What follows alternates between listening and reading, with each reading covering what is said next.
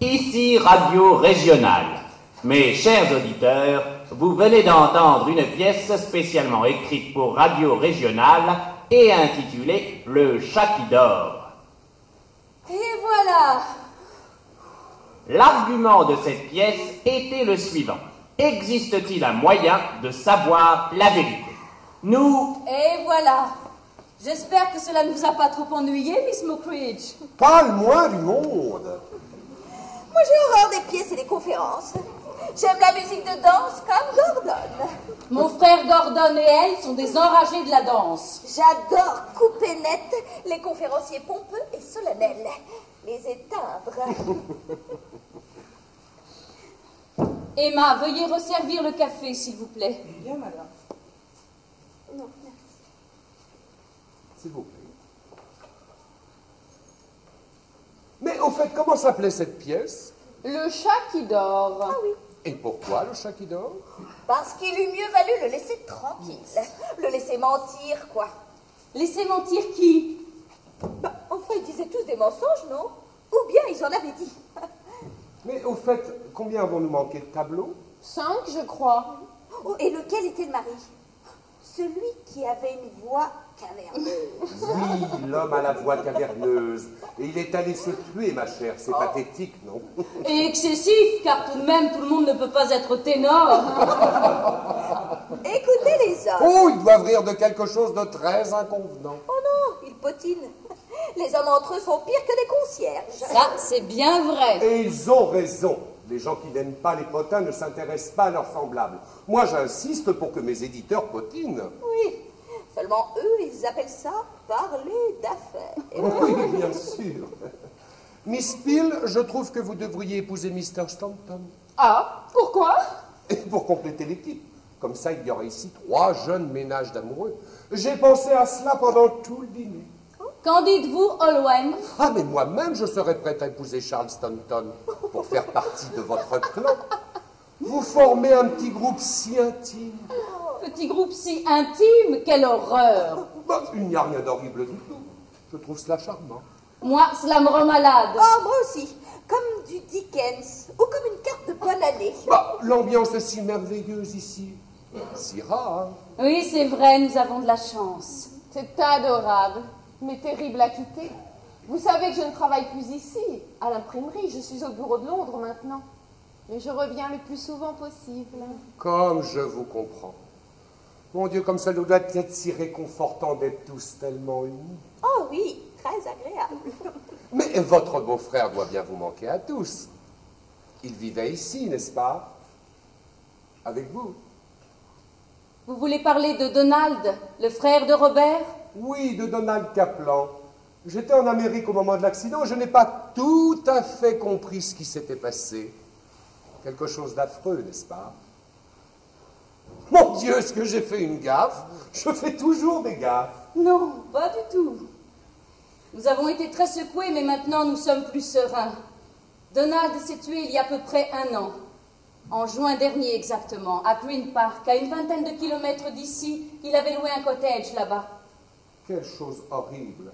Je ne l'avais rencontré que 2 fois, je crois, et je me rappelle l'avoir trouvé si amusant, si charmant. Il était très beau, n'est-ce pas? Oui, très beau. Qui est très beau? Qu'à vous, Stanton. Peut-on savoir de qui il s'agit ou bien est-ce un secret? Elle parlait de moi, voyons. Betty, comment peux-tu permettre à ces femmes de parler de ton époux sur ce ton obscène? Tu n'as pas honte? Chérie, ces hommes t'ont fait trop parler et trop boire. Tu commences à avoir le visage tout rouge et congestionné. Tu as l'air d'un authentique financier. Ah, je disais justement, Robert, combien vous faisiez un petit groupe sympathique et combien vous aviez de la chance. Je suis heureux que vous le pensiez. Ce n'est pas seulement de la chance, Miss Mockridge. Nous sommes tous si gentils et si faciles à vivre. Sauf Betty. Elle est terriblement capricieuse. Parce que Gordon ne la bat pas assez souvent. Et ça viendra. Voyez, Miss Peel, Charles Stanton joue les célibataires cyniques. Il gâte le tableau, je vous assure. Olwen n'a pas droit à la parole. Oh. Elle nous a abandonnés pour le bureau de Londres. Mais je reviens ici à chaque fois que l'on m'y invite. Est-ce pour me voir? ou pour voir Robert. Voilà ce que nous ne sommes toujours pas parvenus à élucider. Et en attendant, nos femmes deviennent jalouses. Ah oui, comme des tigresses. De quel programme trouble-t-on les terres ce soir? Quelqu'un sait? Attends, je vais te trouver quelque chose. Ah, ne recommence pas, Gordon, nous venons de l'arrêter. Qu'avez-vous écouté? La deuxième partie d'une pièce. Cela s'appelait Le chat qui dort. Le chat qui dort. Pourquoi? Ah, nous ne savons pas très bien. Il parlait de mensonges et d'un monsieur qui se suicidait. Ouh, il s'embête pas à la radio, hein? N'est-ce pas? Des coups de revolver et tout. Eh bien, moi, je crois que j'ai fini par la comprendre, cette pièce. Oui. Le chat qui dort symbolisait la vérité, et cet homme, enfin le mari, s'obstinait à le réveiller tout le temps. Il avait raison. Vous croyez? La vérité sous les traits d'un chat qui dort. C'est assez heureux comme image. Oui, mais il est certain que nous passons beaucoup de temps de notre vie à mentir. Ah, mais c'est indispensable. Oh, moi, je mens tout le temps, d'un bout de la journée à l'autre. C'est vrai, chérie, absolument vrai. Ah ben, c'est le secret de mon charme.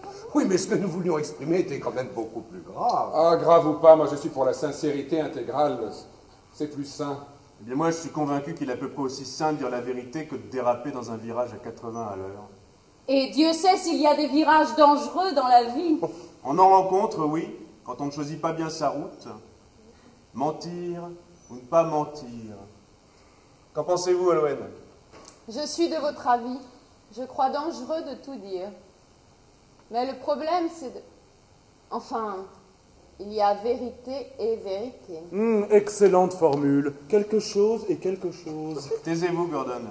Allez-y, Alouen. Mais oui, continuez. Eh bien, la vérité avec un grand V, celle qui consisterait à dire les plus petites choses sans la moindre omission, ne présenterait pas de danger. J'imagine que c'est la vérité de Dieu. Seulement, ce que la plupart des gens entendent par vérité n'est que la moitié de la vraie vérité. On ne nous dit pas tout ce qui s'est passé dans l'âme de chacun. On nous révèle simplement un certain nombre de faits qui se trouvaient avoir été dissimulés et qu'il valait peut-être beaucoup mieux dissimuler. Cette vérité-là est perfide. Oui, c'est un peu comme aux assises. Où étiez-vous la nuit du 27 novembre dernier? Répondez, oui ou non? Vous ne m'avez pas convaincu, Miss Peel. Moi, je suis prête à faire bon accueil à ce que vous appelez la moitié de la vérité. Autrement dit, au fait. Moi aussi. Vraiment? Que veux-tu dire? Rien, rien du tout. Qui a soif? Donne à boire, Robert, et des cigarettes. Ah, mais il n'y en a plus. Il y en a dans celle-ci. Non, Miss Montcreed, une cigarette. Olwen, une cigarette. Je me souviens de cette boîte. Elle joue un air de musique quand on l'ouvre, n'est-ce pas? Je me souviens même de l'air. Attendez, c'est une berceuse. Épatant. Il est impossible que vous vous souveniez de cette boîte, Olwen. C'est la première fois que je m'en sers. Elle appartenait à quelqu'un. À Donald, n'est-ce pas? Il me l'avait montrée. Il ne peut pas vous avoir montré cette boîte, Olwen. Il ne l'avait pas quand vous l'avez vue pour la dernière fois. Comment le savez-vous, Freda? Peu importe, je le sais. Donald ne peut pas vous avoir montré cette boîte, Olwen. Vraiment? Non, peut-être pas. Après tout, je dois confondre. J'ai certainement vu quelque part une boîte comme celle-ci et je l'ai attribuée à ce pauvre Donald. Il adorait ce genre d'objet. Zut, on ne peut rien avoir avec ce poste. Olwen, je vais être un peu brutal, mais je sais que vous ne m'en voudrez pas. Vous savez que vous venez de cesser de dire la vérité et vous savez à quel moment précis, n'est-ce pas? Vous êtes absolument certaine que cette boîte est celle que Donald vous a montrée, tout comme Freda est absolument certaine du contraire. Eh bien, qu'est-ce que cela fait? J'essaie de trouver de la musique de danse, mais cet instrument a subitement décidé de ne plus fonctionner. Alors arrête de le tripoter comme cela, mon vieux. hé, je vous défends, brutaliser Gordon. Alors faites-le cesser. Non, je ne pense pas que ça fasse grand-chose, mais après ce que nous venons de dire, je trouve la situation extraordinairement excitante. Exactement ce que j'étais en train de penser. D'autres détails sur la boîte à cigarettes à musique? Par pitié. Mais c'est d'une grande simplicité. Un instant, je vous prie. Freda, je ne crois pas que ce soit tellement simple. Mais quelle importance cela a-t-il maintenant? Je ne vous comprends pas. Moi non plus. Vous commencez par dire que ça n'est sûrement pas la même boîte, et à présent vous dites que ce n'est pas si simple que ça, et vous laissez entrevoir de grands mystères. Je crois que vous nous dissimulez quelque chose, Olwen, et cela ne vous ressemble pas. Ou bien la boîte que vous avez vue était celle de Donald, ou bien ce n'était pas celle de Donald. Au diable cette boîte. Ah, mais Stanton, nous voudrions savoir. Eh bien, pas moi. Je déteste les boîtes qui jouent ce genre de musique. Ne pensons plus à tout ça. Oui, et ne pensons plus à Donald non plus. Il n'est plus là et nous nous sommes tous si bien, si confortables. Un petit groupe si charmant. Voilà, paix, Gordon. Oui, oublions-le. Ne faisons même plus allusion à lui. D'ailleurs, c'est de très mauvais goût, il est mort. Enfin, Gordon, il n'y a aucune raison pour que tu te mettes dans cet état. À t'entendre, on croirait que Donald était ta propriété personnelle. Oui, et c'est tout le contraire. Donald n'appartenait à personne, il n'appartenait qu'à lui-même. C'était un sage. Qu'est-ce que ça veut dire, Betty? Oh, ça veut dire que je deviens gâteuse, que vous ne faites tous que raconter des bêtises, et que je vais avoir mal à la tête d'un instant à l'autre. Et c'est tout. Ah, bah, vous trouvez que ça suffit pas? Continuez, Freda. Mais ton obstination est absurde, Robert, je t'assure. L'histoire de la boîte à cigarettes est très simple. Voilà.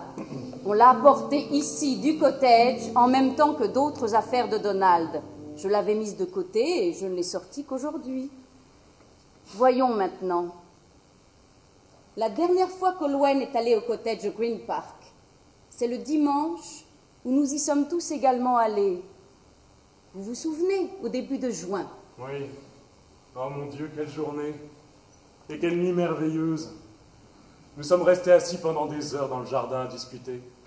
Donald nous parlait de ces gens ridicules avec qui il avait habité en Cornouailles. Ces espèces de snobs de la misère. Oui. Oui. Je crois que ça a été la plus belle journée de ma vie. C'est fini maintenant. Je sais qu'il n'y en aura plus jamais une autre pareille. Oui, c'était un beau jour. Enfin, je n'aurais jamais cru que cela t'eût frappé à ce point, Gordon. Personne ne l'aurait cru, mais ce soir, Gordon paraît décidé à piquer une crise de nerfs chaque fois que le nom de Donald est prononcé. Moi, je soupçonne le vieux brandy de Robert et ses énormes verres. Il lui montait la tête. Où veux-tu qu'il monte? Donc, c'est le premier dimanche de juin qu'Olwen est allé au cottage pour la dernière fois.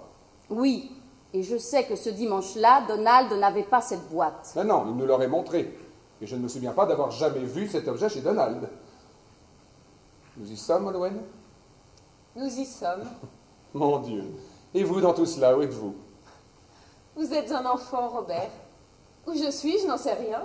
Pas à la barre des témoins, j'espère. Pas du tout. Mais continuez. Cela serait trop décevant. Oh, mais Olwen, ce n'est pas ce jour-là que vous êtes allé au cottage pour la dernière fois. Vous ne vous souvenez pas que le dimanche suivant dans l'après-midi, nous y avons fait un saut toutes les deux pour voir Donald au sujet de ces petites gravures? Si. Hein? Oui, c'est vrai.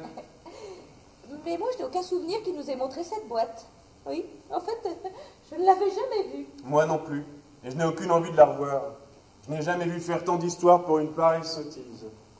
En tout cas, ce que je peux vous dire pour mettre fin à ce débat, c'est que Donald n'aurait pas pu montrer cette boîte ce dimanche-là, car elle n'était pas encore en sa possession.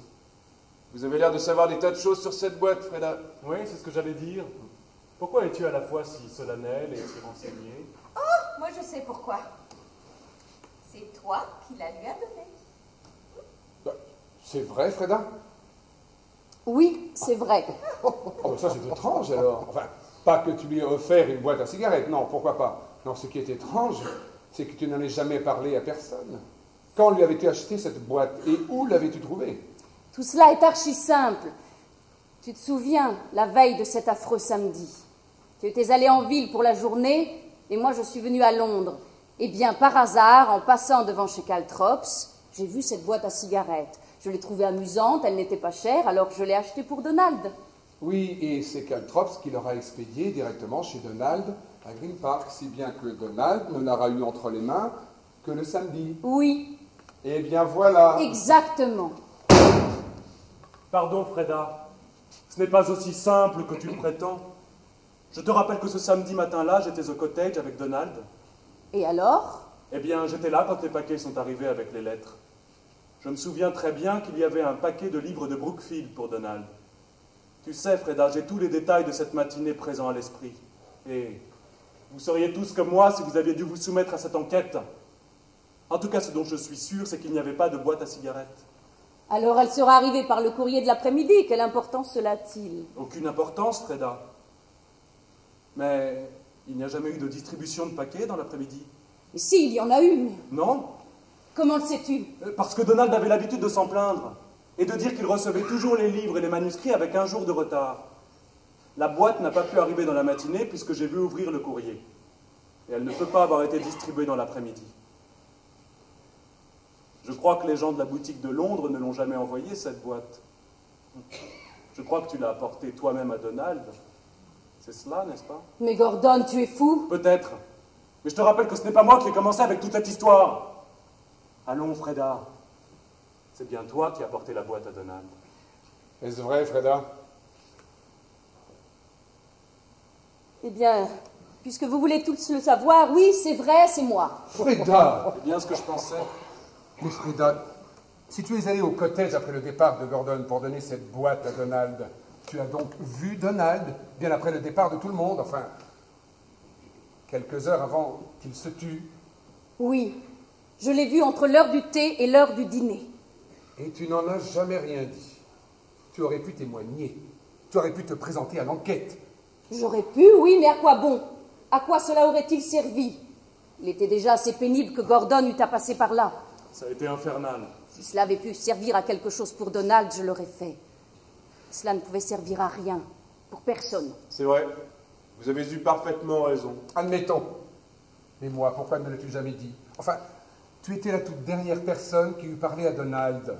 La dernière personne. Forcément. Et Olwen, alors? Olwen? Ah oui, la boîte à cigarettes. Justement, la boîte à cigarettes. Donald n'a pas eu la boîte entre les mains avant le samedi après-midi à l'heure du thé. Et Olwen reconnaît qu'il la lui a montrée. Oh, pas du tout. Elle a dit que ce devait être une autre boîte. Écoutez, moi je vote pour que nous lui fassions confiance et que nous parlions d'autre chose. Ah non! Non! Chère madame, Si, nous avons tout à fait tort de nous éterniser ainsi sur cette histoire. Entièrement d'accord. je ne suis pas d'accord. Mais Robert... Voulez-vous me permettre, Betty? Vous comprenez, vous n'êtes mêlé en rien à cette histoire. Elle n'a même aucune raison de vous contrarier. Cependant, Donald était mon frère. J'ai en horreur toutes ces cachotteries et je veux savoir la vérité. C'est bien, Robert, mais est-il vraiment indispensable que vous le sachiez maintenant?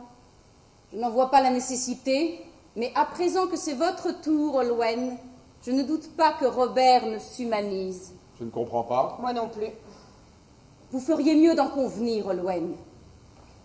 Donald vous a montré cette boîte, n'est-ce pas?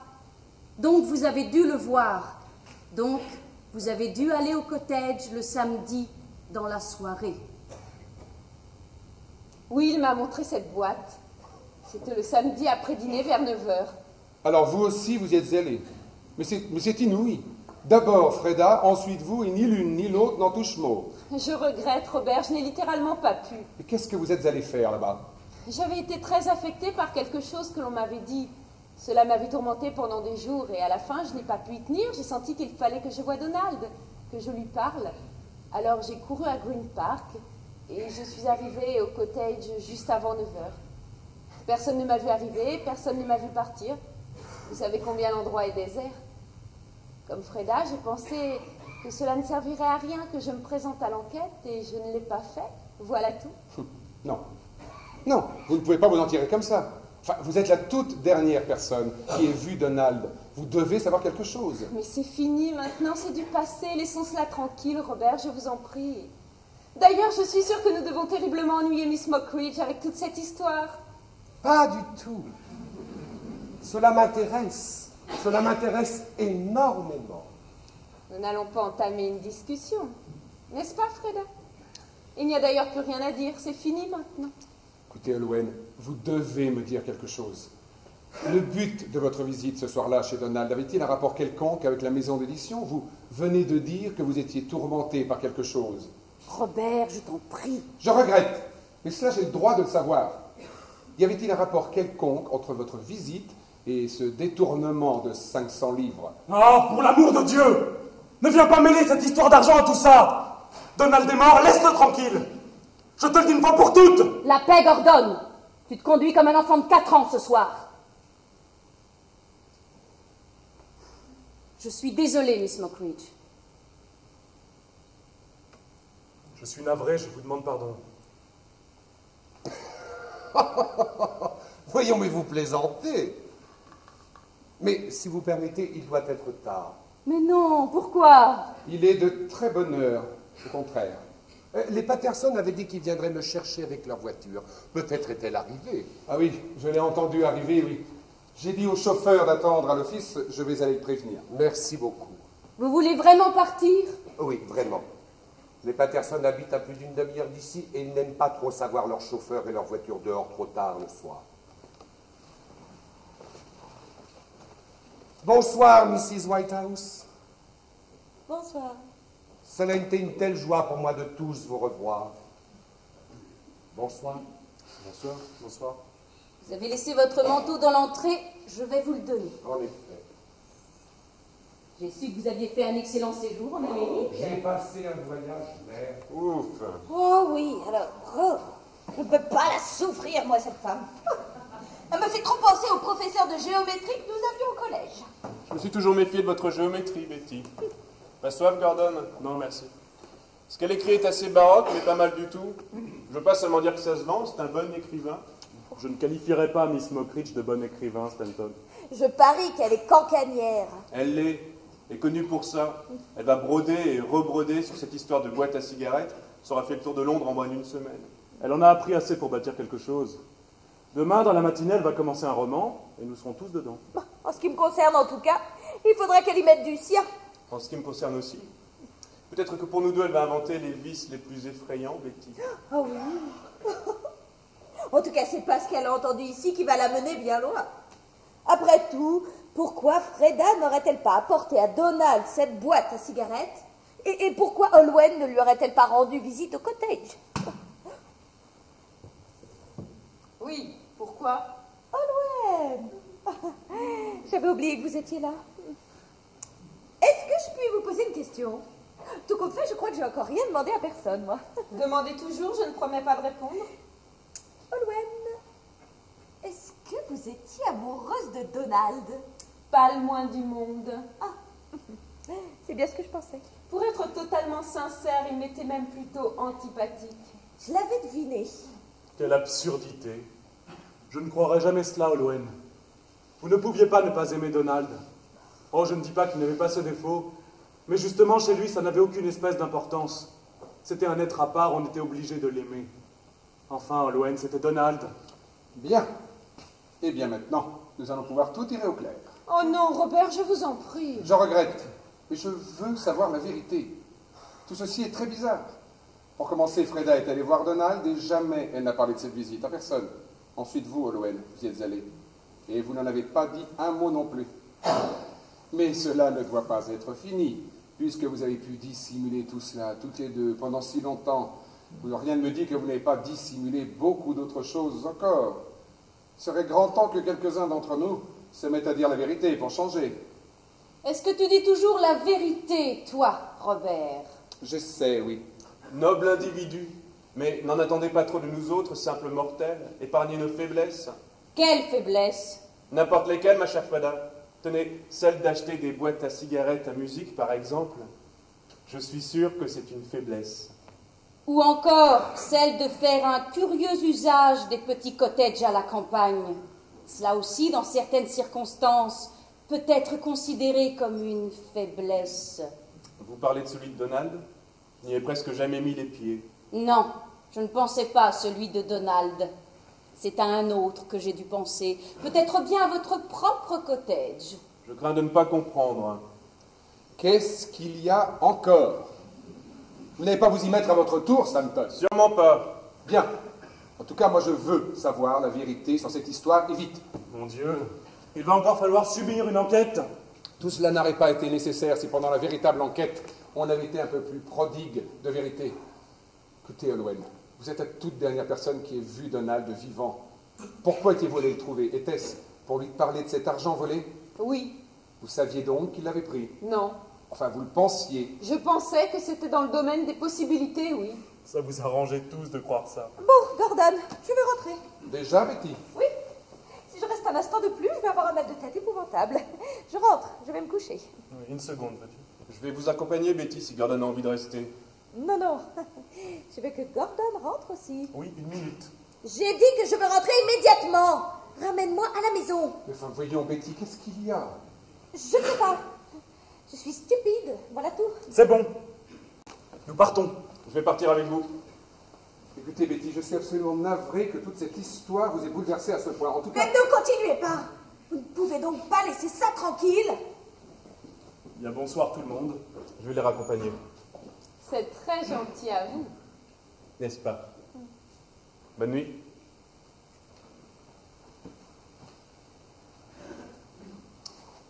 Et maintenant, Olwen, vous allez me dire immédiatement pourquoi vous vous êtes précipité chez Donald pour lui parler de cet argent.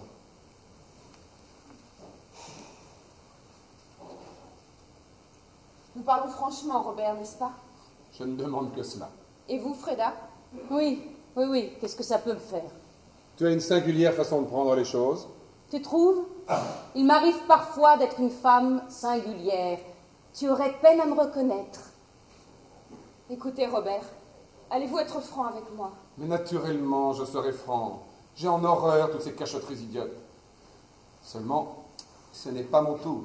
Je vous ai posé une question à laquelle vous n'avez pas encore répondu. Je sais. Et je voudrais vous en poser une avant de répondre à la vôtre. Il y a longtemps que j'aurais dû le faire, mais je n'ai jamais eu l'occasion ou bien je n'ai jamais osé. À présent, cela m'est égal. Robert, est-ce vous qui avez pris cet argent? Si j'ai pris cet argent? Oui. Mais bien sûr que non, vous êtes folle, Olwen. Vous vous figurez que si je l'avais pris, j'aurais pu laisser accuser ce pauvre Donald? Mais c'est lui, voyons. J'ai été idiote. Je ne comprends pas. Vous ne pouvez pas avoir cru pendant tout ce temps que c'était moi, dites. Si. Et je ne l'ai pas seulement cru, je me suis torturée avec cette certitude. Mais pourquoi? Pourquoi? C'est insensé. J'aurais probablement pu prendre cet argent. Je crois qu'on est tous capables d'une chose comme cela dans certaines circonstances. Mais ce que je n'aurais jamais pu faire, pour rien au monde, c'est de laisser mettre cette action sur le dos d'un autre, et surtout celui de Donald. Comment avez-vous pu me croire capable d'une chose pareille? Je vous croyais une amie, Olwen, une de mes meilleures et de mes plus anciennes amies. Il vaut mieux que tu le saches, Robert. Oh non, Freda, je vous en prie. Je vous en prie. Pourquoi non? Il vaut mieux que tu le saches. Et ce qui me dépasse, c'est que tu puisses être aussi aveugle. Olwen n'est pas une de tes amies. Mais si, bien sûr. Non. Olwen est une femme amoureuse de toi. Ce qui est tout à fait différent. Elle est amoureuse de toi depuis des siècles. Freda, ce que vous faites est d'une déloyauté affreuse. Et c'est cruel, tellement cruel. Mais pourquoi? Ce n'est pas offensant pour vous. Et puisque Robert voulait la vérité, donnons-la lui. Je suis consterné, Olwen. Navré. Je me suis conduit d'une façon stupide. Mais nous avons toujours été de très bons amis. J'ai toujours eu beaucoup d'affection pour vous. Taisez-vous. Freda, c'est impardonnable. Vous n'aviez pas le droit de faire ça. Mais c'est la vérité, Robert. Ou enfin en voilà une partie. Olwen est amoureuse de toi depuis un temps infini. Je ne sais pas depuis quand exactement. Mais moi, il y a 1 an et demi que je le sais. Et ce n'est pas tout. Il faut que tu saches ce que tous ces temps-ci j'ai ardemment souhaité pouvoir te dire. Robert, écoute-moi. Je pense que tu es fou de ne pas t'être aperçu de cet amour, de ne pas y avoir répondu, oui, de ne pas avoir depuis longtemps réagi avec passion, avec violence. Mais lorsqu'on est aimé comme cela, mais pour Dieu, il faut en jouir, en prendre le meilleur, s'agripper à l'amour, avant qu'il soit trop tard. Freda, à présent, je comprends. Qu'est-ce que vous comprenez? Vous, il y a longtemps que j'aurais dû le deviner. Si vous voulez dire que vous commencez à comprendre combien Freda tient peu à moi, vous avez raison. Nous n'avons pas été très heureux ensemble. Pour une raison ou pour une autre, notre ménage n'a pas fonctionné. Personne ne le sait. Mais si, ils le savent. Comment? Tu leur en as parlé? Jamais de la vie. Mais si par ils tu entends les gens que nous connaissons intimement, enfin, notre petite bande, ils n'avaient pas besoin qu'on leur en parle. Pourtant, Olwen vient de dire qu'elle l'avait compris aujourd'hui pour la première fois. Non, cela je le savais, Robert. C'est quelque chose d'autre. Quoi donc? Je préfère ne pas le dire. Vous faites de la générosité à présent, Olwen. Ce n'est pas la peine, vous savez, nous n'en sommes plus là. Non, vous ne comprenez pas, je ne pourrais pas en parler. C'est là pour moi quelque chose d'horrible et je ne peux pas vous dire pourquoi. Quelque chose d'horrible? Oui, de terrible. Mais je vous en supplie, n'en parlons plus. Mais, Olwen... Je regrette d'avoir dit que je l'avais deviné, cela m'a échappé, je vous en prie. Bien. Bien. Mais vous, maintenant, il faut que vous nous parliez de cet argent. Alors, tout ce temps, vous avez cru que c'était Robert Je pensais que ce ne pouvait être que lui. Mais si vous croyiez cela, pourquoi n'en avez-vous jamais parlé? Mais Robert, tu ne comprends donc rien? Quoi? Tu veux dire qu'elle voulait me protéger? Naturellement. Je suis consterné, Olwen. J'étais à 1000 lieues de tout cela. Mais ce qui me paraît le plus incroyable, c'est que me prenant pour un individu de ce genre, vous ayez continué de tenir assez à moi pour ne parler de rien. Ce n'est pas incroyable du tout. Quand on aime un homme, on l'aime. Il peut faire n'importe quoi, même les choses les plus méprisables. On les lui pardonne. Ou bien on ne s'en soucie même pas. En tout cas, il y a des femmes capables de cet amour-là. Je ne te vois pas dans ce rôle, Freda. Vraiment, il y a tant de choses de moi que tu ne vois pas. Mais Olwen, puisque vous pensiez que Robert avait pris l'argent, vous saviez donc que Donald ne l'avait pas pris? Oui. Après en avoir parlé à Donald ce soir-là, j'avais acquis la certitude que ce n'était pas lui. Et pourtant, vous nous l'avez laissé croire à tous. Je sais. Mais cela n'avait pas une telle importance. Cela ne pouvait plus faire de mal à Donald. Il n'est plus là pour en souffrir. Et puis j'ai pensé qu'il valait mieux que je me tienne tranquille. À cause de moi? Oui, à cause de vous, Robert. Écoutez, c'est sûrement Donald qui a pris ce chèque. Non! Mais c'est pour ça qu'il a été tué, qu'il s'est tué. Il n'a pas tenu le coup, il était terriblement nerveux. Il a toujours été, le pauvre vieux. Il n'a pas tenu le coup, voilà. Non, je vous jure que non, il faut que vous me croyiez. Donald n'a jamais touché à cet argent, je vous assure. J'ai toujours trouvé étrange qu'il l'eût fait. Ce n'était pas du tout le genre de Donald, cette histoire de chèque, ce trafic honteux. Donald pouvait être méchant, parfois même assez cruel, mais de là à se transformer en un petit voleur rusé, sournois, prudent, non, ce n'était pas du tout son genre. Et puis il ne tenait pas assez à l'argent. Il en dépensait pourtant. Il avait beaucoup de dettes, tu sais. Justement, il s'en fichait complètement d'avoir des dettes. Toi, tu détestes devoir de l'argent, mais vous étiez totalement différents. Oui, c'est une des raisons pour lesquelles j'avais cru quelle que peut-être... folie! Moi, je pense que les types qui ne se soucient pas d'avoir de l'argent et qui se moquent d'avoir des dettes sont justement ceux qui en soutirent toujours aux autres. Oui, mais pas d'une façon malhonnête, sournoise. C'était tellement peu Donald de ça. Mais Olwen, qu'est-ce qui vous a donné l'idée que c'était moi qui avais pris le chèque? Mais Donald lui-même en était convaincu, il me l'a dit. Donald vous a dit cela? Oui, c'est la première chose dont nous ayons parlé. Donald me croyait coupable? Mais il me connaissait pourtant. Pourquoi aurait-il eu cette pensée? Tu le croyais bien un petit voleur, toi. Tu ne le connaissais pas davantage, il me semble. Mais pour moi, c'est différent. Les circonstances étaient particulières. Et puis, on m'avait averti de quelque chose. Oh, je n'étais sûr de rien. C'est seulement quand il s'est tué que ma conviction a été faite. Vous dites qu'on vous avait averti de quelque chose? Mais on avait aussi averti Donald. En fait, on lui avait assuré que c'est vous qui aviez pris le chèque. Mon Dieu! Et savez-vous qui le lui avait dit? Je m'en doute à présent. Qui cela? Stanton, n'est-ce pas? Oui, Stanton. Mais Stanton m'a dit à moi que c'était Donald qui avait pris le chèque. Mon Dieu. Il me l'a presque prouvé. Il a dit qu'il ne voulait pas dénoncer Donald, qu'il fallait que nous soyons tous solidaires, et ainsi de suite. Il a dit aussi tout cela à Donald. Et Donald ne m'en aurait jamais parlé s'il n'avait pas su que... Enfin, que je ne vous dénoncerais pas. Stanton.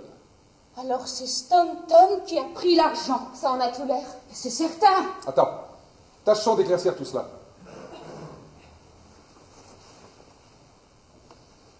Un jour, le vieux Slater demande une avance à ton père qui lui signe un chèque au porteur, chèque de 500 livres, qu'il laisse sur le bureau.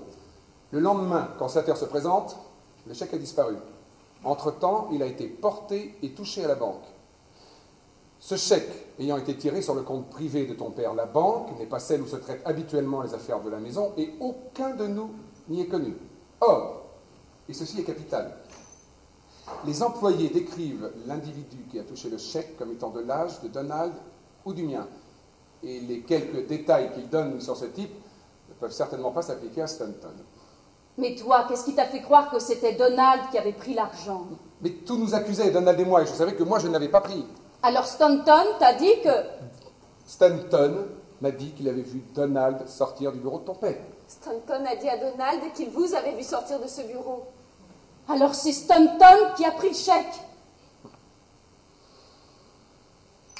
Qu'il l'ait pris ou non, il nous doit des explications. Ah, je ne m'étonne plus qu'il ait désapprouvé cette discussion et se soit empressé de filer. Il avait trop de choses à dissimuler. Nous avions tous trop de choses à dissimuler. En tout cas, quitte à en mourir, nous allons faire la lumière complète sur cette histoire. Stanton nous doit des explications. Tu veux les faire revenir ici? Oui.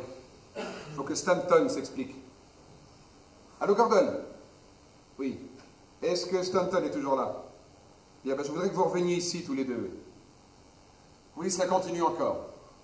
Encore et toujours, oui. Mais oui, c'est extrêmement important.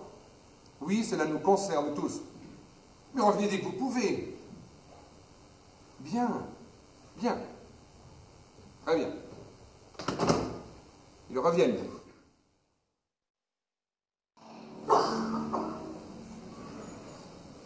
Ils reviennent tous? Pas Betty. Elle se couche. Prudente petite Betty. Mais qu'est-ce que c'est que ce ton, Olwen? À vous entendre, on pourrait croire que, je ne sais pas, moi, que Betty cherche à se dérober adroitement. Vous savez très bien qu'elle n'est mêlant rien à cette histoire. Vraiment? Vous ne le croyez pas? Pauvre Robert, regardez-le. Il est en train de se dire, ça c'est vraiment grave. Comme nous nous livrons facilement. Ce qui est étonnant, c'est que nous parvenions encore à garder quelques secrets. Non, mais... Enfin, Olwen, vous n'avez pas le droit de vous moquer de Betty ainsi. Vous savez très bien qu'il vaut mieux la tenir à l'écart de tout ceci. Oui, ne souillons pas son âme jeune et pure. Mais parfaitement. Elle est beaucoup plus jeune que nous, après tout, et terriblement impressionnable. Vous avez vu ce qui lui est arrivé juste avant qu'il ne parte. Elle n'a littéralement pas pu supporter cette atmosphère. Mais enfin, ce Vous n'était n'aimez pas, Olwen. C'est visible. Elle a toujours eu beaucoup d'admiration pour vous. Eh bien, je regrette, Robert, mais je ne peux pas lui rendre son admiration. Je n'admire que sa beauté, qui est indéniable. Je ne la déteste pas, non. Mais enfin, il m'est impossible d'être aussi navré pour elle que je le voudrais ou que je le devrais. D'être navré pour elle? Mais quelle raison auriez-vous d'être navré pour elle? Vraiment, vous dites des choses extravagantes en ce moment, Olwen. Hélas non, Robert. En tout cas, cette soirée semble bien être celle des conversations extravagantes. Quant à moi, je me trouve placée devant un problème des plus urgents. Un de ces problèmes que seules les femmes ont à affronter. Si l'on oblige un homme à revenir dans votre maison pour le traiter de menteur, de voyou, de lâche, éventuellement de voleur, ne convient-il pas de lui préparer quelques sandwichs? Des sandwichs. Ben, ce n'est pas moi qui lui en offrirai, en tout cas. Pas de sincérité, pas de sandwich. Voilà ta devise, hein? Mon Dieu, comme nous sommes tous mornes sans Donald, et comme il aurait adoré tout cela, il aurait inventé pour se confesser les péchés les plus extraordinaires, les plus invraisemblables. Mais ne prenez donc pas cet air désespérément solennel, tous les deux. Vous ne pourriez pas être un peu plus gai, rien qu'une minute. Madame. Emma, veuillez desservir, s'il vous plaît.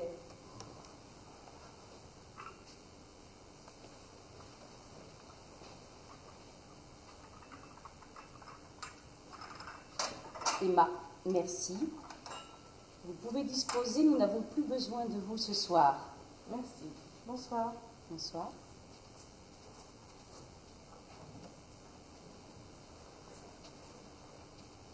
Je crains que ta bonne humeur ne nous fasse défaut, ma chère Freda.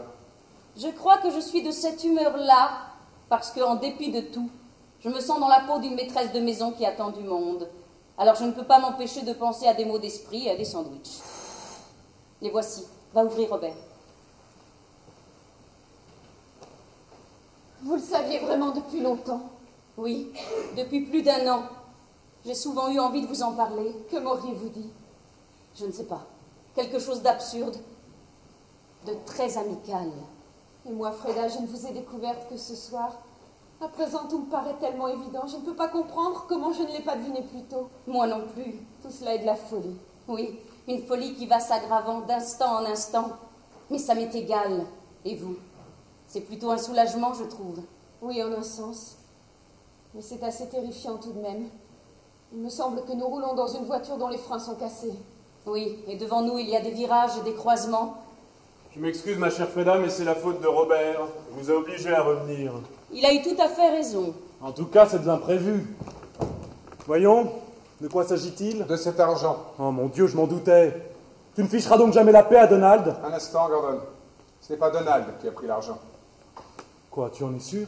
Oui, Ça, je ne pouvais pas y croire, ça lui ressemblait si peu. Vous croyez vraiment que Donald n'a pas pris cet argent? Mais si ce n'est pas lui, qui est-ce? Et si ce n'est pas lui, pourquoi s'est-il tué? C'est ce que nous aimerions savoir, et nous pensions que vous alliez nous le dire, Stanton. Vous faites de l'esprit, Robert? Je n'y songe pas. Je ne vous aurais pas fait revenir ici pour m'écouter faire de l'esprit, Stanton. Vous m'avez bien dit que vous étiez pratiquement sûr que c'était Donald qui avait pris le chèque, n'est-ce pas? Mais parfaitement.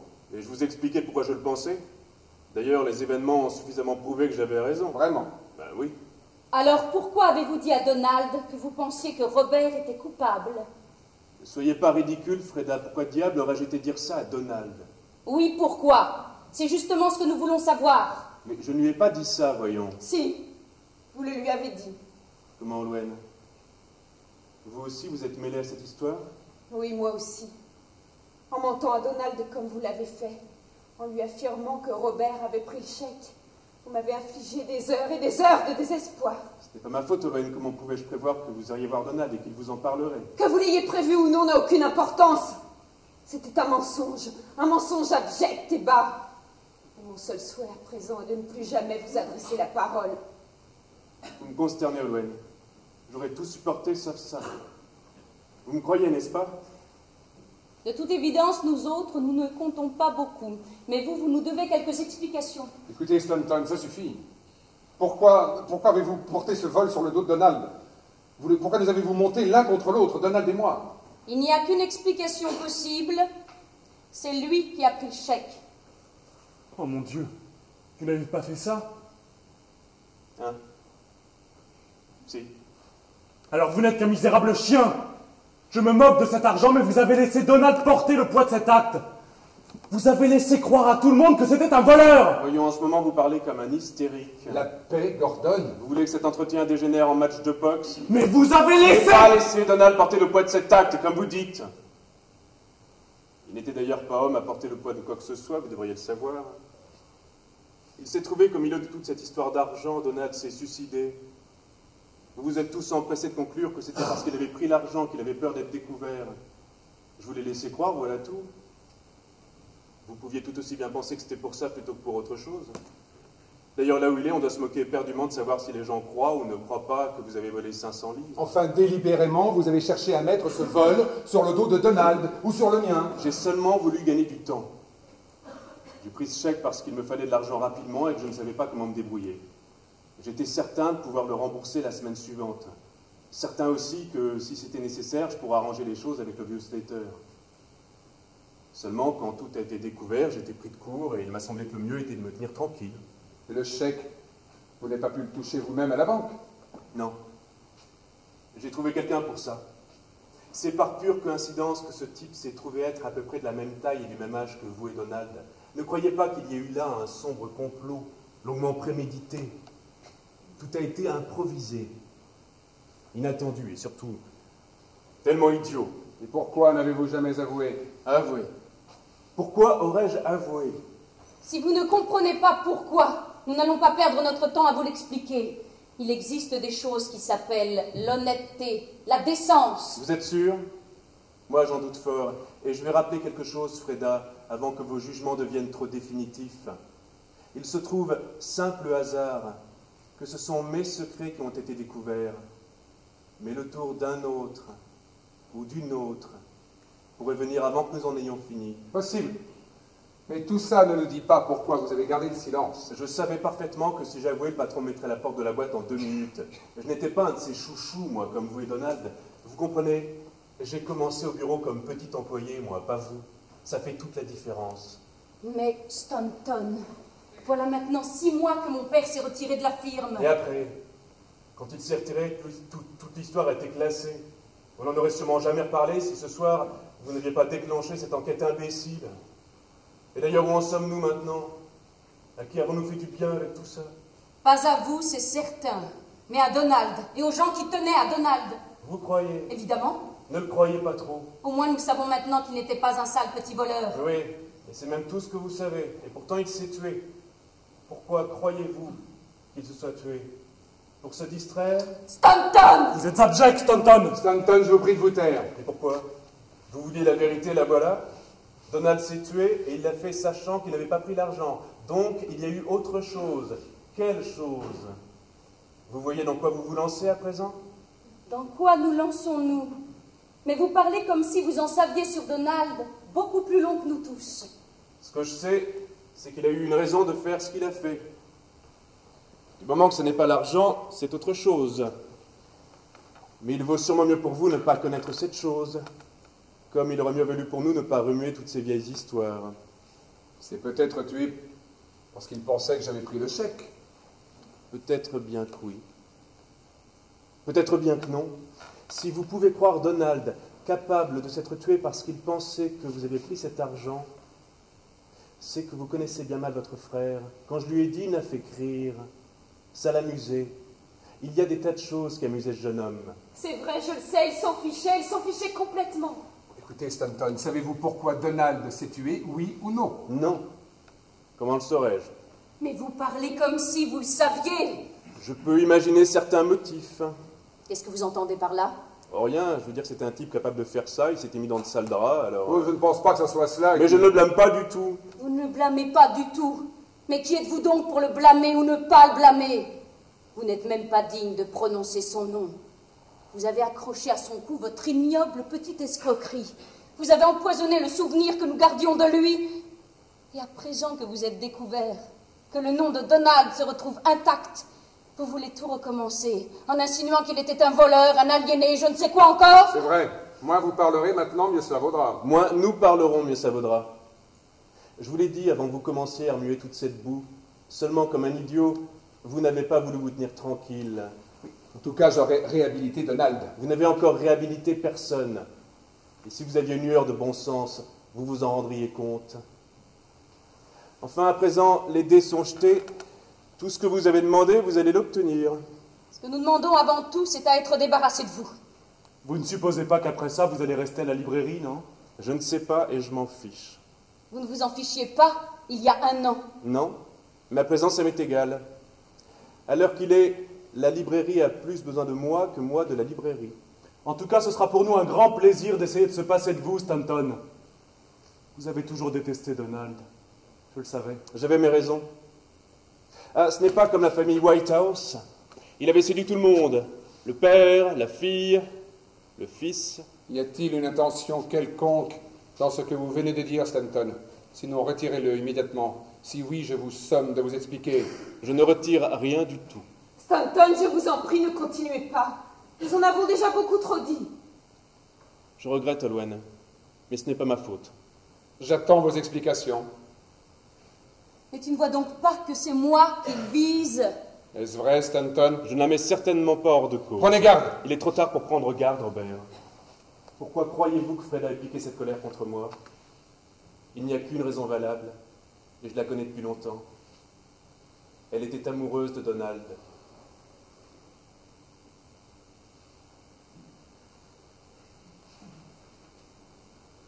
Est-ce vrai, Freda? Il faut que je le sache, sinon je jette Stanton dehors! Ah, ne parlez pas comme un héros de mélodrame, Robert. Je n'aurais pas dit ça si je n'avais pas su que c'était vrai. Maintenant, qu'elle en convienne ou pas, c'est une autre histoire. Mais même si elle n'en convient pas, vous ne me jetterez pas dehors. J'aime mieux m'en aller par mes propres moyens. Est-ce vrai, Freda? Oui. C'est cela qui nous a empêchés d'être heureux tout ce temps, n'est-ce pas? Oui. Quand cela a-t-il commencé? Il y a très longtemps. Avant que nous soyons mariés. Oui.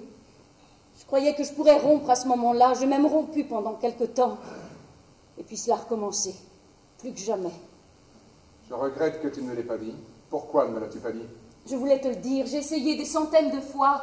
Je regrette que tu ne l'aies pas fait. Comment n'ai-je pas deviné tout seul? Il faut que j'ai été fou pour... Ah, mais je sais quand cela a commencé.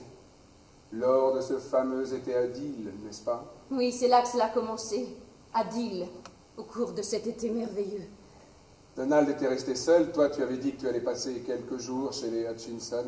Est-ce que... Oui, naturellement. Donald et moi, nous avons passé ces moments-là ensemble. Ce sont d'ailleurs les seuls jours que nous ayons réellement vécu à deux. Pour Donald, ça ne comptait pas beaucoup, une petite aventure, c'est tout. Quoi? Donald ne tenait-il pas à toi? Non, pas vraiment. C'est pour ça que je ne te l'avais jamais dit.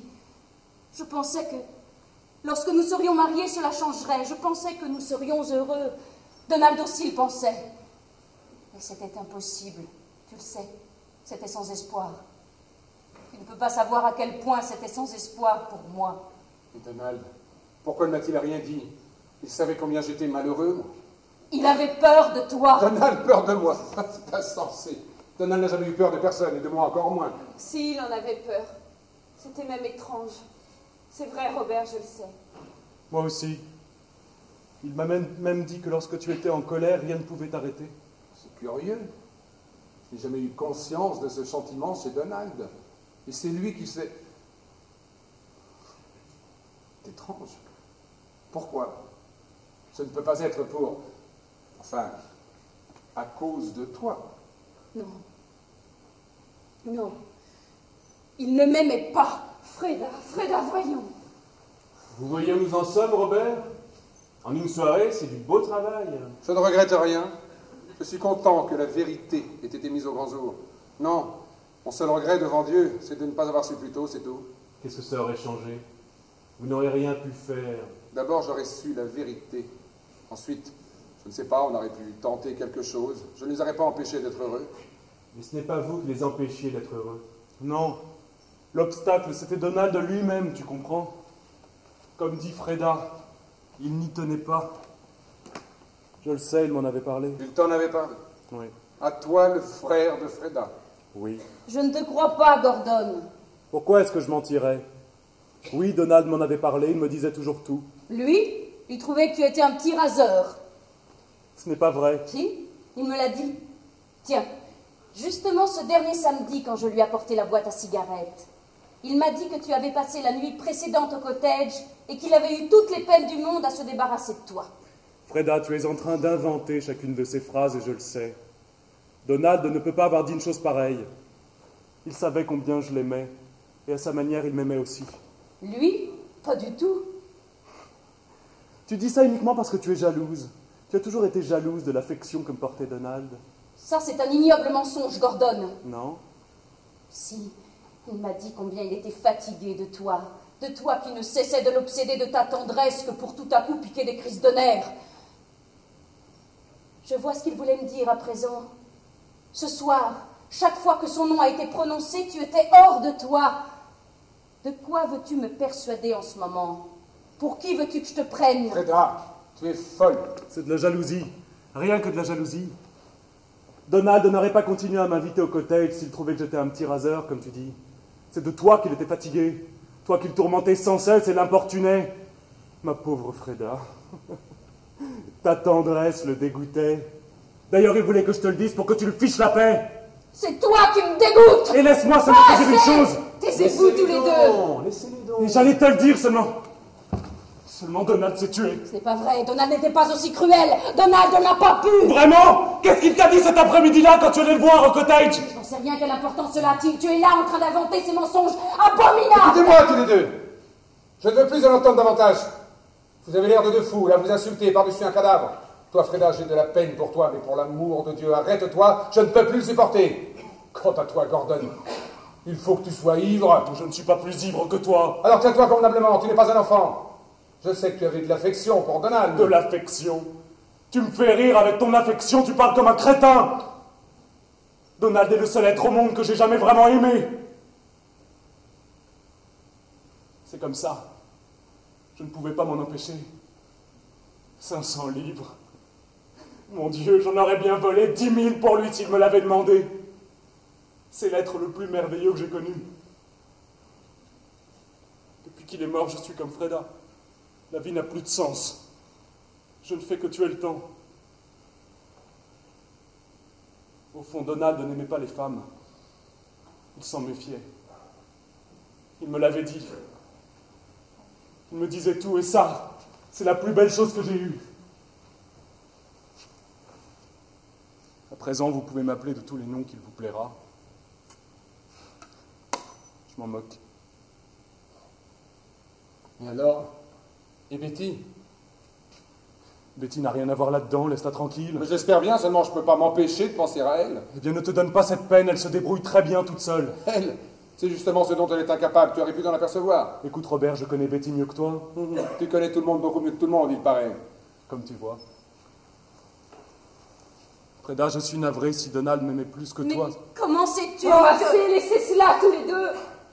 Vous ne comprenez donc pas que Donald faisait le mal pour s'amuser, pour se distraire? C'est pas vrai, il n'était pas comme ça! Mais non! Bien au contraire. C'était l'homme le plus simple, le plus paisible, le plus sincère. Personne ne prétend qu'il était tout cela.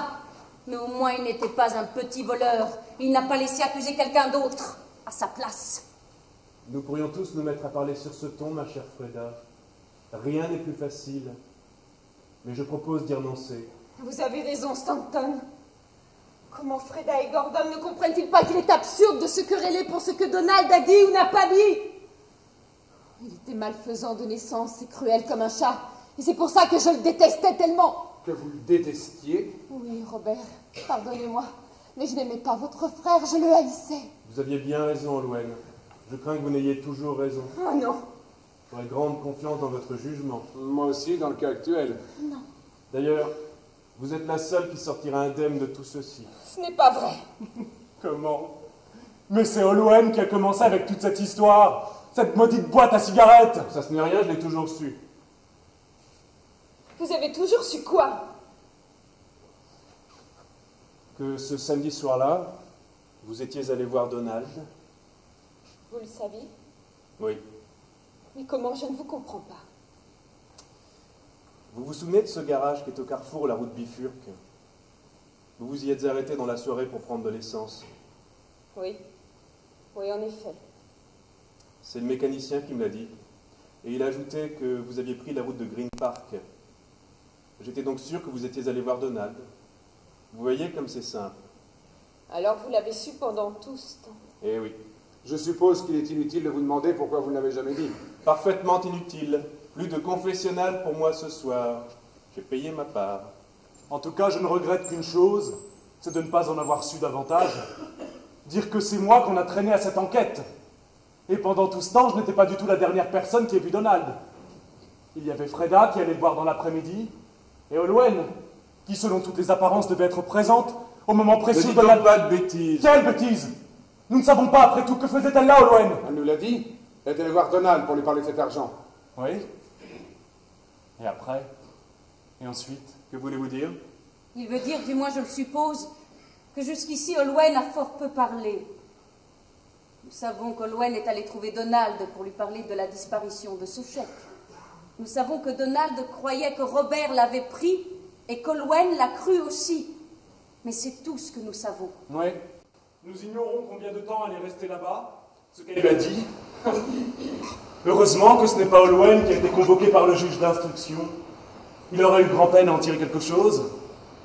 Moi, je trouve que c'est à elle de nous faire quelques confidences maintenant. En tout cas, Gordon, il n'y a aucune raison de prendre ce ton vindicatif. Qu'est-ce qu'il y a? Mais il n'y a rien, voyons. Non plus maintenant, mais je jure qu'il y avait quelqu'un, on nous écoutait. On ne pouvait pas choisir un meilleur moment. Mais je vous assure, Olwen, il n'y avait vraiment personne. Dieu merci. Qui cela peut-il être? J'en ai pas la moindre idée, mais va voir qui c'est. Naturellement, mais il faut que personne ne nous dérange en ce moment. Qu'est-ce qu'il faut pour cela? Mais va donc voir.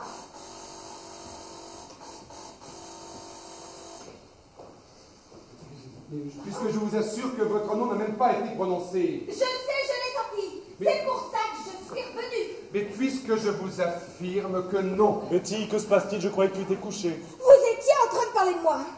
J'en suis certaine. Certaine. J'ai voulu me coucher, j'ai commencé à me déshabiller. Et puis j'ai pas pu. J'étais sûre que vous parliez de moi tous. Alors, j'ai pas pu le supporter, il a fallu que je revienne. Eh bien, tu te trompais. Pour tout dire, tu es même la seule personne dont nous n'ayons même pas parlé. Ah.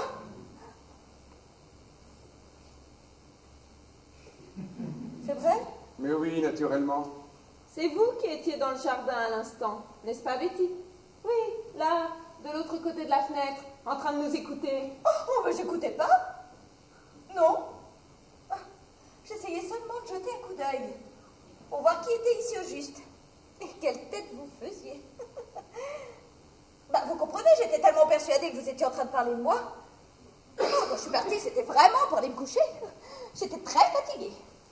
Mais beaucoup trop énervée pour pouvoir dormir, alors. Votre nom n'a même pas été prononcé. Nous tenions tous d'ailleurs beaucoup à vous tenir éloignés de toute cette affaire qui est on ne peut plus désagréable. Mais enfin, puisque Betty a choisi son époux dans l'une des familles qui sont en cause, je trouve qu'il n'y a aucune raison de la protéger avec autant de soin contre la triste vérité. Oh, tais-toi, Freda. Mais non, pourquoi? Je pensais bien qu'un tout nouveau Robert allait nous apparaître. Après ce que tu nous as dit ce soir, cela ne doit pas te faire grand-chose? Peut-être pas, mais je n'ai jamais cessé d'aimer que l'on se tienne convenablement. Enfin, avec un minimum de décence. Alors donne-nous l'exemple. Ah, c'est vous deux. Mais enfin, de quoi avez-vous parlé? D'abord de cet argent. Tu veux dire de l'argent qu'avait pris Donald? Ce n'est pas Donald qui a pris l'argent, mais Stanton. Et il a tout avoué. Stanton? Avoué. C'est certainement. C'est impossible. Ça paraît invraisemblable, n'est-ce pas, Betty? Et pourtant, c'est vrai. Je suis désolé de descendre si brusquement de votre estime, ma chère, mais puisque ce soir tout le monde dit la vérité, j'ai bien été obligé d'avouer que j'avais pris ces 500 livres. C'est épouvantable, hein? Que voulez-vous dire, Stanton? Ce que j'ai dit, rien de plus. Pourquoi parlez-vous à Betty sur ce ton?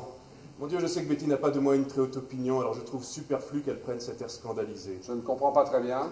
Évidemment. Enfin, si Donald n'a pas pris le chèque, pourquoi s'est-il tué? C'est ce que nous voudrions savoir. La dernière personne qui ait vu Donald, c'est Olwen. Et elle savait qu'il n'avait pas pris le chèque, mais elle n'a rien dit de plus. J'ai dit qu'il croyait Robert coupable. Oui. Et dans l'état dans lequel il se trouvait, cela suffit pour détruire son équilibre. C'est vrai. Lui qui avait une telle confiance en moi, alors quand on lui a dit que j'avais pris le chèque, il a eu l'impression qu'il n'y avait plus personne en qui il pût avoir confiance, que même moi je l'abandonnais, il a dû tourner cela dans sa tête jour et nuit. Il était ainsi. Je ne le crois pas, Robert. Il s'en sera caché devant vous, Olwen, naturellement. Ah, quel imbécile j'ai été. Pourquoi? J'aurais dû tout de suite aller trouver Donald pour lui parler de ce que Stanton m'avait dit. Si ce que tu supposes est vrai, alors Stanton est responsable de tout. Oui. Vous êtes fou, voyons. Mais vous ne voyez donc pas ce que vous avez fait? Non, parce que je ne crois rien de ce que vous venez de dire. Évidemment, ça vous arrange bien de ne pas le croire. Assez d'imbécilité. Vous ne voyez donc pas que Donald avait ses raisons? Non. Ce qui a poussé mon frère au suicide, c'est ma stupidité et vos maudits mensonges, Stanton. Oh, écoutez, Betty, je suis désolé que cette histoire vous bouleverse à ce point, mais vous comprenez, il faut tirer tout cela au clair une bonne fois pour toutes. Aucun de vous n'est en état d'éclaircir quoi que ce soit. Écoutez-moi bien, Stanton. Oh, c'est mon vieux. Vous devez nous répondre. Je ne vous pardonnerai jamais ce que vous avez dit à Donald. Vous avez tout compris de travers, hein? Pas du tout. Espèce de salaud, de menteur. Ah, vous foutez-moi la paix. C'est votre faute si Donald s'est tué. Un instant, Gordon! Donald ne s'est pas tué. C'est moi qui l'ai tué. C'est absurde, Olwen. Vous ne pouvez pas avoir tué Donald. Si c'est une plaisanterie, elle n'est pas drôle.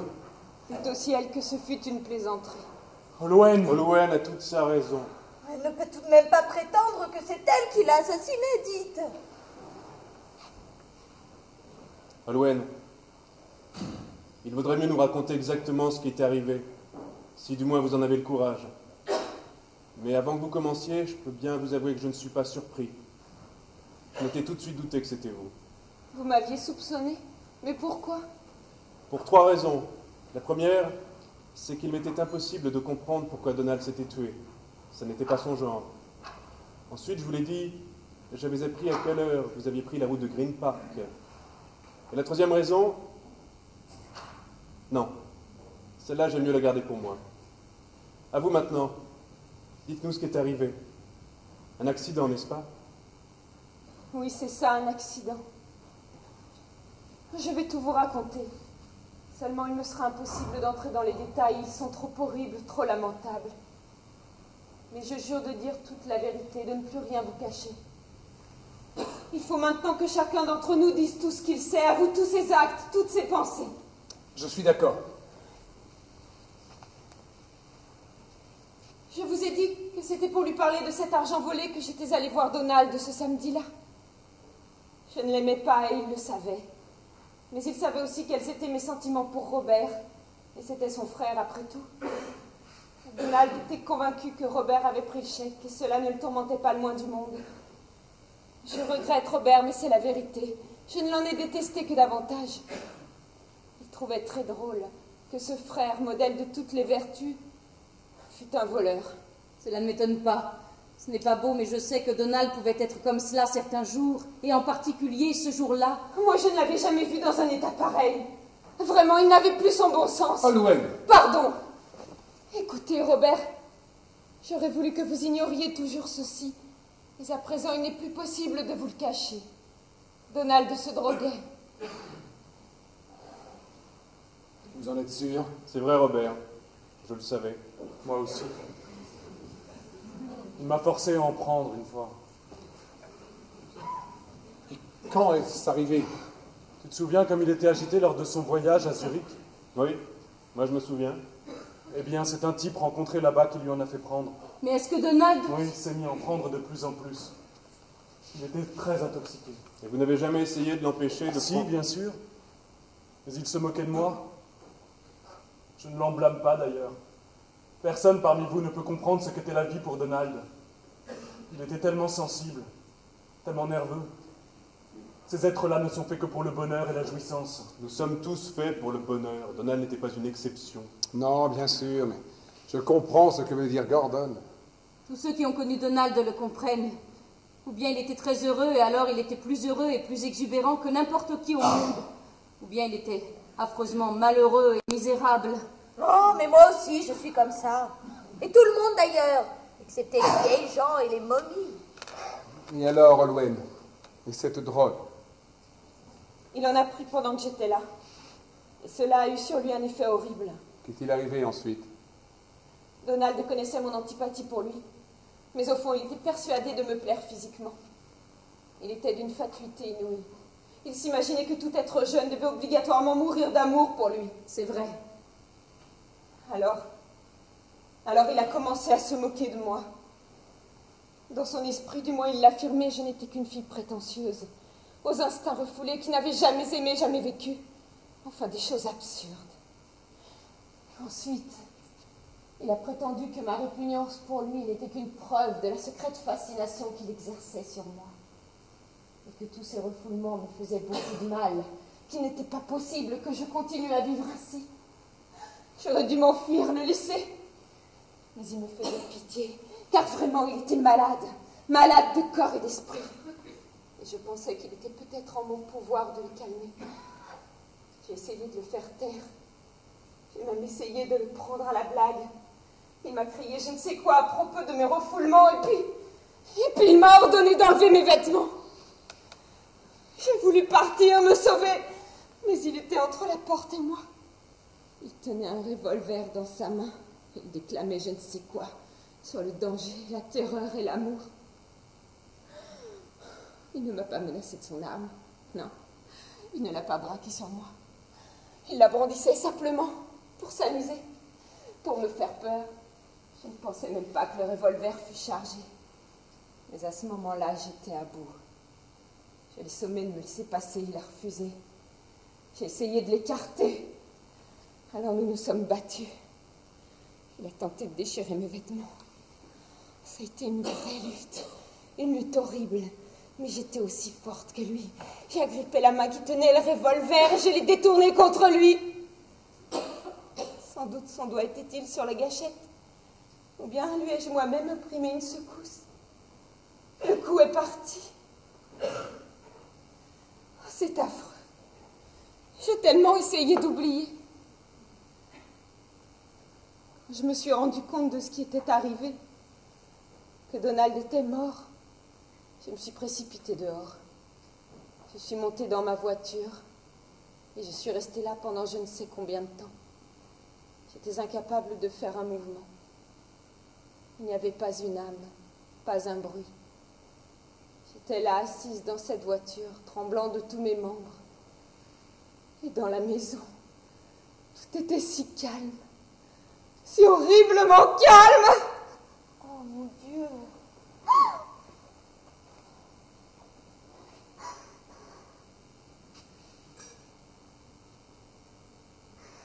Nous ne révélerons jamais un mot de tout ceci.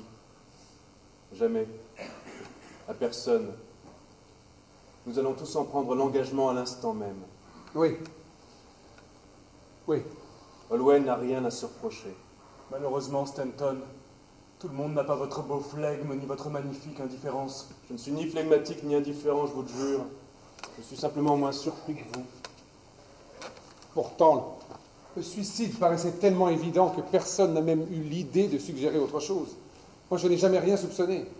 Je me demande comment vous avez tout deviné, Stanton, même en sachant qu'Olwen était au cottage. Je vous l'ai dit, j'avais une troisième raison. Quand je suis arrivé sur les lieux le lendemain matin, j'ai remarqué quelque chose sur le plancher qui avait échappé à la police. Quelque chose que j'ai ramassé et que depuis j'ai toujours gardé dans mon portefeuille. Il se trouve que je suis assez observateur. Montrez.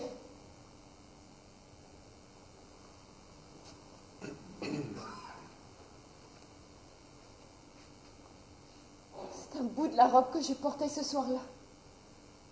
Il a dû être arraché pendant la lutte. Alors c'est comme ça que vous avez su? Oui, c'est comme ça que j'ai su. Pourquoi n'avez-vous rien dit? Ça, c'est facile à comprendre. Il n'a rien dit parce qu'il voulait laisser croire que Donald s'était tué. Le suicide, c'était la preuve que Donald avait pris l'argent. Ce doit être cela, oui. En tout cas, cela concorde parfaitement avec ce que Stanton nous a dit ce soir. Eh bien non. Il se trouve que j'ai eu une autre raison beaucoup plus importante. J'étais sûr que si Olwen était mêlée à la mort de Donald, c'est qu'il était arrivé quelque chose comme ce qu'elle vient de nous raconter, qu'elle n'était pas coupable. J'ai toujours eu confiance en elle. Elle est à peu près la seule personne en qui j'ai confiance. Ou elle le sait d'ailleurs. Je lui ai répété si souvent. Et jamais, même par une allusion, vous ne m'avez fait comprendre que vous saviez. Ça vous étonne, hein? Quelle belle occasion j'ai manqué de retenir votre attention pendant quelques minutes. Mais non, je ne pouvais pas jouer ce jeu-là avec vous. C'est drôle. On a beau se croire plus sec, plus blindé que les autres, il existe toujours un être avec lequel on éprouve le besoin de jouer des Don Quichotte. Et vous êtes cet être-là pour moi depuis très longtemps. J'ai toujours su d'ailleurs que c'était à cause de Robert que vous vous taisiez. Ça n'a pas été sans me rendre le silence pénible certains jours. Ah non? Quel dommage. Oh, mais quelle belle âme romantique vous avez, mon cher. Laissez, Betty, vous ne comprenez pas. Comment comprendrait-elle? Pourquoi dis-tu ça? Et sur ce ton? Oh, assez, Betty. Vous savez que moi, j'ai failli tout vous avouer. Et cela aurait pu changer bien des choses. Seulement, j'ai choisi un mauvais moment. Pourquoi? Quand était-ce? Je vous ai dit que j'étais restée longtemps dans ma voiture ce samedi-là sans pouvoir bouger. Mais au bout d'un moment, j'ai éprouvé l'envie irrésistible de confier à quelqu'un ce qui était arrivé. Et c'est vous qui habitiez le plus près. Mais vous n'êtes pas venu cette nuit-là? Si. Je suis venue à votre cottage ce même samedi. J'y étais vers 11h, peut-être un peu plus tard. J'ai laissé ma voiture à l'entrée du petit chemin. Et j'ai gagné le cottage à pied. Et puis j'ai rebroussé chemin. Vous êtes venu jusqu'au cottage? Ne faites pas l'idiot, Stanton, je suis allée tout droit à votre cottage. Et ce que j'ai vu a suffi à me faire rebrousser chemin à l'instant même. C'est à ce moment-là que vous êtes venu. Ça, évidemment, c'est la fin de tout. Oui. Ça a été le point final de la soirée. Depuis, je regardais les êtres humains avec d'autres yeux. Je ne parle pas seulement de vous. Non, tous les êtres humains, même ceux qui venaient au bureau ou bien qui s'asseyaient en face de moi dans les trains, dans les autobus. Je sais que c'est absurde, mais je n'y peux rien. Alors, qu'en pense Betty? Quelle petite menteuse tu es, Betty. Nous avons tous menti. Pas vous, Betty. Ne fais donc pas l'imbécile, Robert. Elle aussi, naturellement, a menti. Depuis bien longtemps, et de toutes ses forces. À quel sujet? Demande-le lui, elle va te le dire. Mais quelle importance cela a-t-il? Laissez donc cet enfant tranquille. Mais ce n'est pas une enfant. Voilà votre erreur à tous.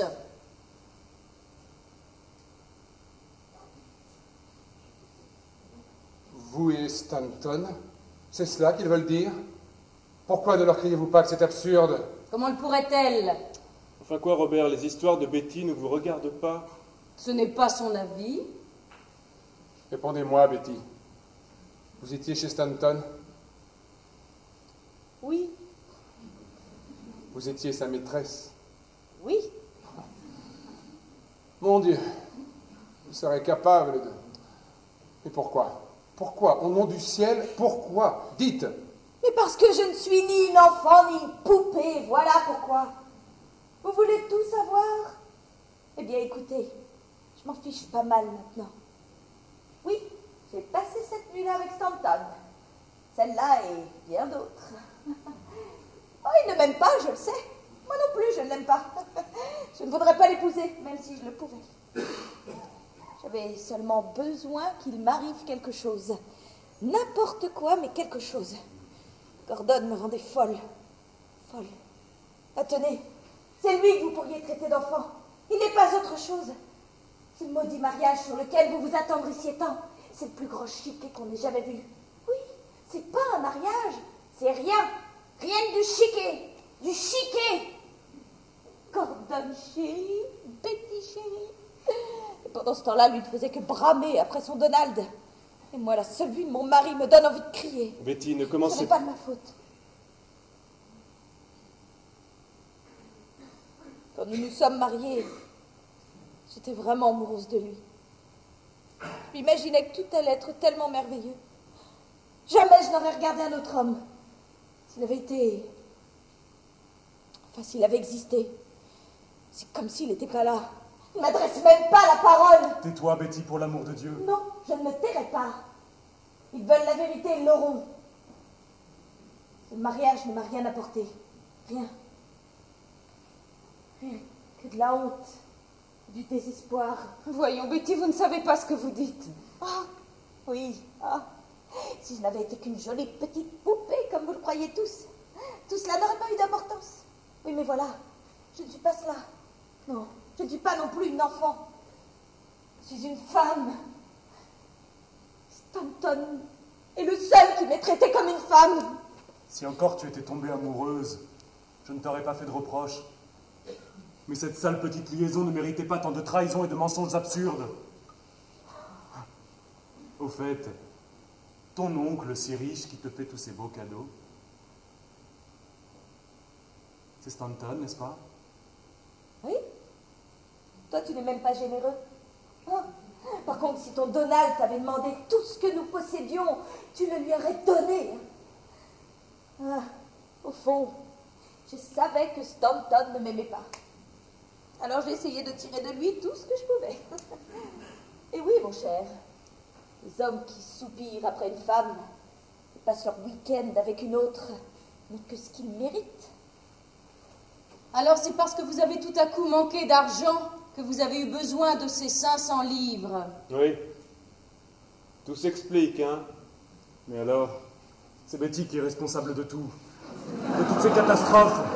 De la mort de Donald. Donald! Vous voyez toujours Donald! Coupable, ce serait plutôt toi, Gordon. Oui, tu es responsable de ce qui m'est arrivé. Jamais tu n'aurais dû m'épouser. Ça a été une grosse erreur, en effet. Nous sommes assez coutumiers de ce genre d'erreur dans notre famille.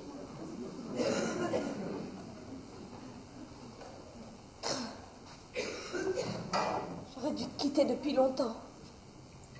Mon erreur, à moi, aura été de rester avec toi, d'essayer de tirer le meilleur de ce mariage. Faire semblant d'être la femme d'un absent, d'un mort. Je sais que je suis un mort. Je suis mort l'été dernier. C'est Loen qui m'a tué. Gordon, vos paroles ne sont pas seulement injustes, elles sont absurdes et affectées. Détrompez-vous, Loen, ce que je viens de dire, je le pense. Écoutez-moi. C'est moi qui ai déclenché tout ceci, n'est-ce pas? C'est à moi de conclure. J'ai quelque chose à dire. Je vous aimais, Betty. Vous le saviez, n'est-ce pas? Il aurait fallu qu'elle fût bien bête pour ne pas s'en apercevoir. C'est à Betty que je m'adresse en ce moment. Tu pourrais nous laisser tranquille une minute, non? Vous vous étiez aperçu de cet amour, n'est-ce pas, Betty? Oui, je ne m'en souciais pas beaucoup. Non, bien sûr. Qu'est-ce que ça pouvait faire? Ah non, vous ne me comprenez pas. Je savais que ce n'était pas moi que vous aimiez. Moi, vous ne me connaissiez pas. Vous adoriez, vous respectiez un être inventé par vous et à qui vous aviez prêté mon visage, ce qui n'est pas du tout la même chose. Je ne vous l'ai jamais montré parce que je vous croyais heureux ensemble, Gordon et vous. Ah oui. Nous jouions bien le jeu, n'est-ce pas? Oh, très bien. Oui. Qui sait ce qui se serait passé si nous avions continué à faire semblant? Rien. Je ne sais pas. Peut-être qu'en jouant cette comédie suffisamment longtemps, nous aurions fini par être heureux. Jamais. Si, peut-être. Et c'est pour ça qu'au fond, tout ce que nous croyons avoir découvert ce soir est faux. La vérité vraie est quelque chose de si profond qu'il est impossible de l'atteindre de cette façon-là. Quant à cette demi-vérité, elle n'a fait que tout démolir. Nous n'avons pas agi en civilisés. Je suis d'accord. C'est votre avis, hein? Je le conçois. Vous n'avez ni mon approbation, ni ma sympathie, Robert. Votre sympathie. Et moi, je ne vais plus vous voir, Stanton. Jamais. Vous êtes un voleur, un menteur, un escroc. Et vous, vous êtes un détraqué. Vous avez l'air équilibré, vous n'êtes pas du tout. Vous n'êtes pas dans la vie. Vous vivez dans une espèce de paradis imaginaire. Vous en êtes évadé, maintenant c'est un cauchemar imaginaire que vous construisez dans votre malheureuse cervelle. Et maintenant, Stanton, sortez, et vite. Allez, dépêchez-vous. Bonsoir, Loen. Je suis navré. Moi aussi. Bonsoir. Bonsoir, Freda. Bonsoir, Stanton.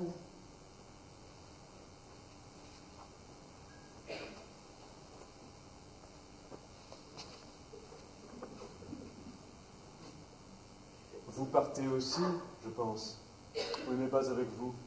N'oubliez pas que vous devez 500 livres à la librairie et une démission. Ah, c'est ainsi que vous le prenez. Oui, c'est ainsi que je le prends. Je le regretterai. Bonsoir. Et merci pour cette charmante soirée. Betty chérie, il est temps de regagner notre charmante petite maison, notre petit nid d'amour. Gordon, assez.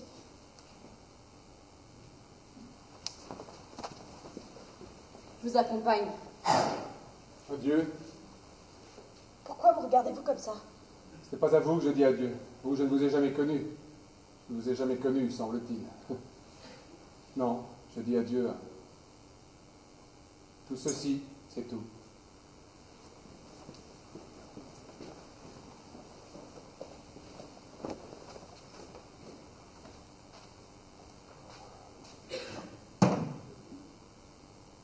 Robert, arrêtez de boire, je vous en prie. Je sais ce que vous ressentez, mais ce sera bien pire encore si vous continuez, je vous assure. Qu'est-ce que ça peut faire? Je suis un homme vidé, fini maintenant. Je ne peux pas supporter de vous voir dans cet état. Cela me fait tant de peine, si vous saviez. Moi aussi, j'ai de la peine. Pauvre Loen. Finalement, de toute cette histoire, c'est vous qui sortirez le moins amoché. C'est drôle. Comme c'est étrange de songer que vous avez vécu en songeant à moi tout le temps, non? Oui, tout le temps. Ça me désespère. Pas moi.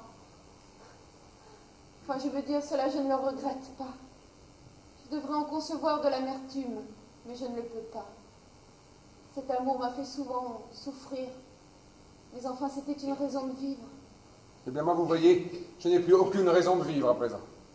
Mais Freda vous aidera. Malgré tout, elle a de l'affection pour vous, Robert. Non, pas vraiment. Oh, elle ne me déteste pas tout le temps, non. Et parfois, elle me hait. Elle me hait parce que je suis Robert Kaplan, pas Donald. Elle me hait parce qu'il est mort et que je suis vivant. Ce n'est pas du tout ce qu'il faudrait dire dans un moment pareil, mais moi j'avoue que j'ai une faim terrible. Pas vous, Olwen? Et toi, Robert? Il est vrai que tu as déjà tellement bu. Oui, j'ai bu, beaucoup trop. C'est idiot. Oui, c'est idiot. Et dire que c'est toi qui as voulu tout cela. Je l'ai voulu. Il s'agit de le supporter. Oh, mais tant qu'on n'a pas parlé de Betty, tu as très bien tenu le coup. Non, pas vraiment. Et tu comprends, plus nous apprenions de choses immondes et laides, plus je me raccrochais mes sentiments pour Betty. Alors, quand cela aussi s'est écroulé... Oh, j'avais deviné depuis longtemps tous les nobles sentiments que t'inspirait Betty. J'ai souvent eu envie de t'en parler. Je préfère que tu ne l'aies pas fait. Tu devrais le regretter, cependant. Pourquoi? Parce que ces déceptions-là sont stupides et inutiles. Pourtant, toi et Donald. Mais moi, je n'ai pas eu de déception.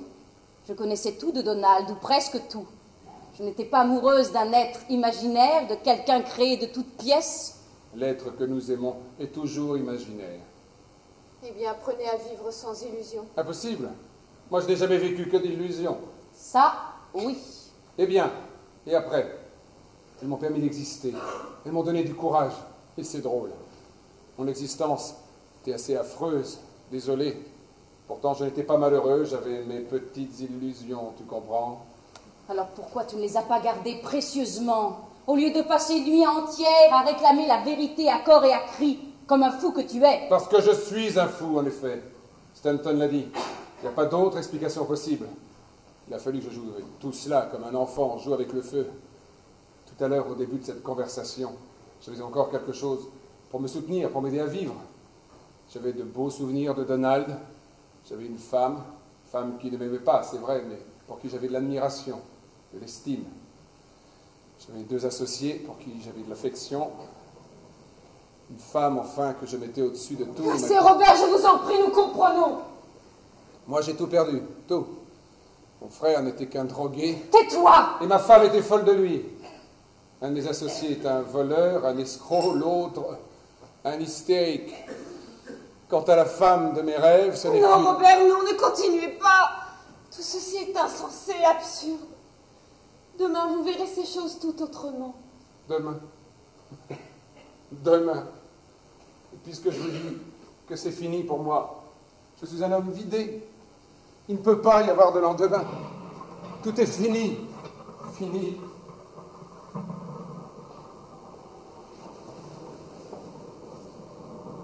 Il a un revolver dans son bureau. Arrêtez, Robert! Arrêtez!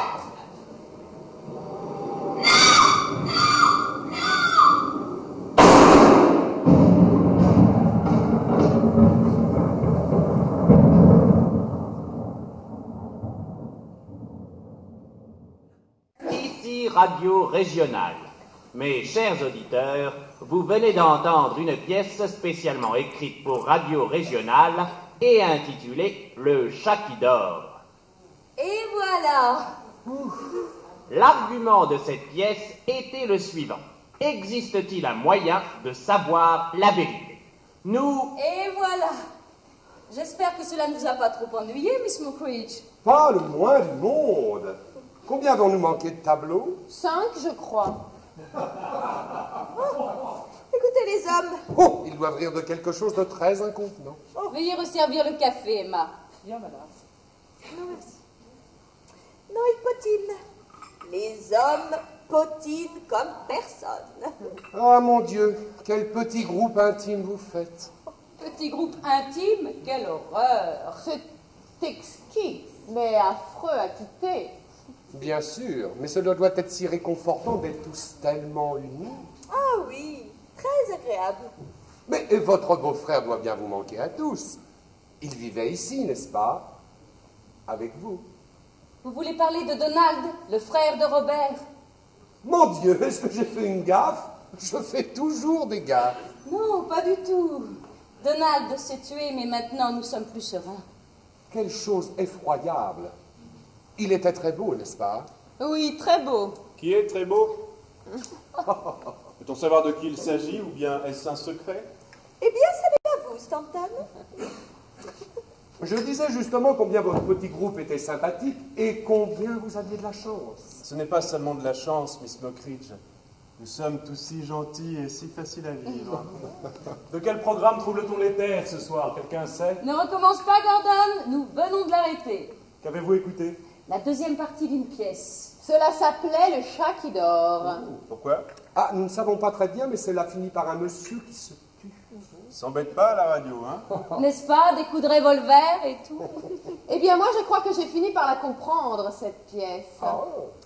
Le chat qui dort symbolisait La vérité, et cet homme, enfin le mari, s'obstinait à le déranger tout le temps. Il avait bien raison de le déranger.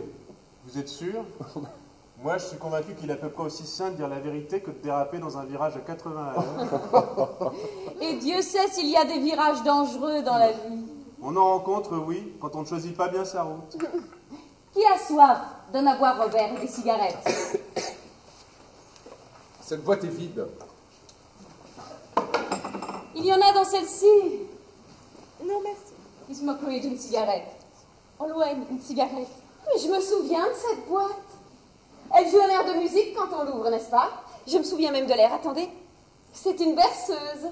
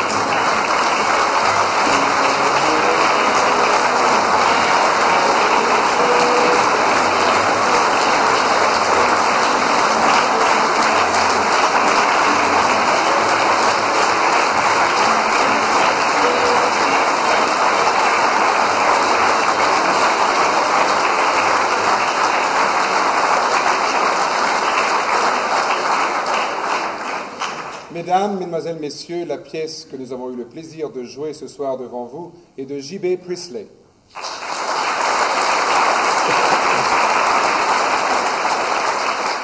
À la régie, Bruno Anari, Éric Harlet.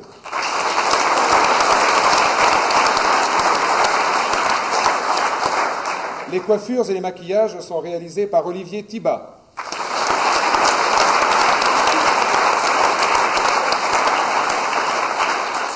Avec Laetitia Chatouan.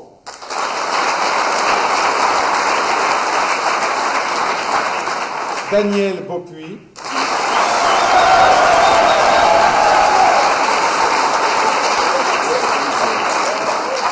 Alexandre Bric.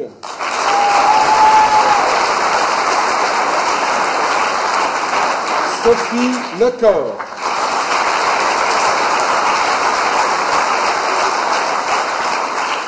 Catherine Sipan.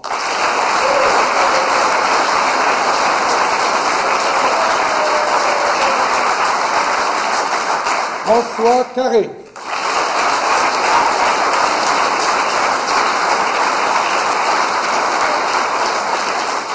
Valérie Altebourg.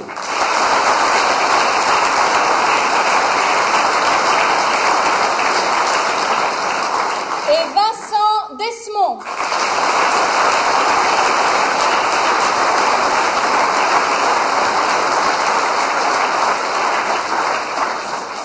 décors, les costumes et la mise en scène sont de Donald Cardwell.